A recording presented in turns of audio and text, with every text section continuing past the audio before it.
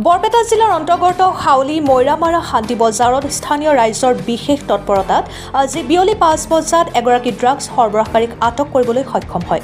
জানিব পৰা মতে হাউলি আৰক্ষীয়ে বিশেষ সূত্ৰৰ পম খেদি ড্ৰাগছ সৰবৰাহকাৰীটোক আটক কৰিবলৈ সক্ষম হয়। ধৃত ড্ৰাগছ সৰবৰাহকাৰীটোৰ পৰা 6টাকৈ প্লাষ্টিক কণ্টেইনাৰ ভৰ্তি ড্ৰাগছৰ লগতে পলিথিনৰ পেকেট এটা উদ্ধাৰ কৰে। ড্ৰাগছ সৰবৰাহকাৰীটো হাউলি শান্তি বজাৰৰ মিজানুৰ ৰহমান বুলি জানিব পৰা গৈছে। কৰায়ত্ব হোৱা ড্ৰাগছ মাফিয়াটোক ইতিমধ্যে হাউলি আৰক্ষীয়ে আটক কৰি থানালৈ লৈ আহে। ড্ৰাগছখিনি মিজানুৰ ৰহমানে খুচুৰাকৈ বিক্ৰী কৰাৰ উদ্দেশ্যে এখন দোকানৰ সন্মুখত ৰৈ আছিল। হাউলিৰ পৰা পুৰণ দেউৰীৰ ৰিপৰ্ট, অৰুণোদয় আছাম।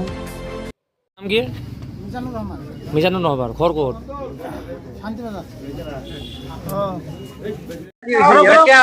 কি হয়েছে তার মানে ওসি সারে বলে ইয়াতে তার মানে ড্রাগস বিক্রি করা লড়া এটাক ধরিছে এনে সিভিল ড্রেসত আহিছিল তার মানে আসলে এই সিভিল ড্রেসত রেগুলার আপনার রাতিপুয়া 8টার পৰা ইফালে 10টাত লৈ আৰু ভাটিবেলা 3টাৰ পৰা 8টা লৈ এই যেনেকুৱা গেলামালৰ দোকান বিলাকত যেনেকুৱা বিড়ি সিগাৰেট বিক্ৰি হয় তেনেকে বিক্ৰি কৰে আমাৰ এই তিনালি আৰু এইখিনি জায়গা।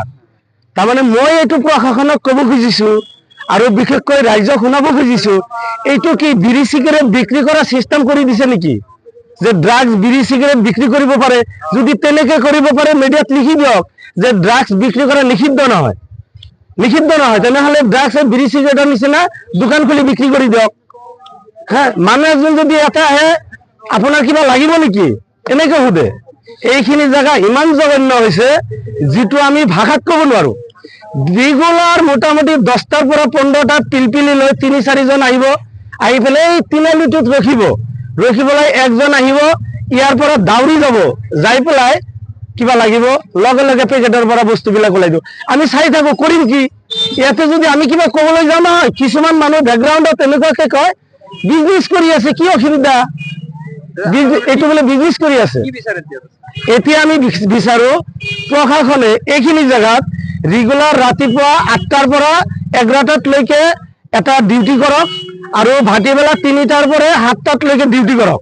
ডিউটি মানে পুলিচ যদি এটাকে তাক দিয়ে এইটো সাইডত আমাৰ এই শান্তি বজাৰ এৰিয়াখন ভাল হ'ব। আৰু যদি এতে যদি পুলিচ এনেকে নাহে, আজি আহিছে পুলিচক তো ধন্যবাদ, মোৰ ফালৰ পৰা ৰাইজৰ ফালৰ পৰা পুলিচক অনেক ধন্যবাদ দিছো আমি। কিন্তু আজি লৈ যাব তেখেতে জামিনত ওলাই আহিব, এইখিনি শেষ নহয়। কেইদিন আগতে ইয়াৰ পৰা মানুহ আৰু একজন এৰেষ্ট কৰিছিল, এৰেষ্ট কৰিছিল, কেইদিনমান জেল খাটি না কিবা কিবি কৰি আহিল, আহি এতিয়া ডাবল বিজনেছ কৰা আৰম্ভ কৰিছে। কিয় এইটো প্ৰশাসনে খবৰ নলয় যে এই মানুহজন যে জেলৰ পৰা আহিল, আহি পেলাই সি ভাল হল না বেয়া হল, এই বস্তুটো খবৰ লোৱাৰ দায়িত্বটো নিশ্চয় আছে প্ৰশাসনত। এতিয়া কি কব খোজে চৰকাৰে, কি কৰিব খোজে? আমাৰ মানুহখিনিক এই কি ড্ৰাগছৰ বিজনেছত কি পেলাই দিব খুজিছে না মাৰিব খুজিছে? যদি মাৰিবৰ ইচ্ছা আছে ভেকচিন দি গোটেইকেইটা পাব্লিকক মাৰি দিয়ক। কাৰণ ড্ৰাগস বস্তুটো কেনেকুৱা বস্তু আমি সবেই বুঝি পাওঁ। আমি এইটো চৰকাৰক বিনম্ৰ অনুৰোধ জনাইছো, যদি তেখেতে ড্ৰাগস মুক্ত অসম গঢ়িব খোজে তেনেহলে ভালকে প্ৰশাসনৰ ওপৰত কমপ্লিট পাৱাৰটো দি দিয়ক, যাতে কৰবাত এনেকুৱা কণ্ডিশ্যন য'ত আছে তাতে পেট্ৰলিং দিয়ক, তাতে প্ৰশাসন যাই তাতে বস্তুটো যাতে ঠিক কৰিব পাৰে। নহলে আমাৰ নৱ প্ৰজন্ম ধ্বংসৰ পথত। 10 বছৰ 12 বছৰৰ ল'ৰাবিলাক আজিকালি ড্ৰাগছ বিক্ৰী কৰা খোৱা আৰম্ভ কৰিছে। যিবিলাক মানুহ আহে 10 বছৰ 12 বছৰ 15 বছৰৰ ল'ৰা, আজি যদি 10-12 বছৰ 15 বছৰৰ ল'ৰাই যদি ড্ৰাগছ খোৱা আৰম্ভ কৰে, এইবিলাকৰ ভৱিষ্যত কি? আৰু সেইজন ল'ৰাই যদি এই ড্ৰাগছৰ আসক্ত নহলে হয়, কিজানি এটা ইঞ্জিনিয়াৰ হলে হয়, এটা বৈজ্ঞানিক হলে হয়, এটা ডক্টৰ হলে হয়, হয় না নহয়? আজি সেই মানুহবিলাক ড্ৰাগছ আসক্ত হৈ আছে। এইবিলাক মই প্ৰশাসনক বিনম্ৰ অনুৰোধ জনাইছো, অতি সোনকালে এই বস্তুটো ঠিক কৰক। আমি যদি পাব্লিকে যদি তেখেতক কবলৈ যাওঁ, এইটো আমি অকলে কৈ পেলাই বাকী মানুহবিলাক ওচৰত নাহিব বা তেনেকুৱা এটা চিটুৱেশ্যন আহিব, এটা কাজিয়াৰ সন্মুখীন হ'ব, সেইকাৰণে পাব্লিকে এইবিলাকত যাব নোখোজে। আৰু তেখেতে সবতকৈ ইম্পৰ্টেণ্ট কথা কি, তেখেতে ভয় খুৱায়। কেনেকে ভয় খুৱায়? ফচাই দিম, তেওঁ বেছি মাতি আছে মানে তেখেতক ফচাই দিম। এই ফচোৱা চিষ্টেমটো কি? এইটো চিষ্টেম কৈ পাব্লিকক ভয় খুৱাই আছে।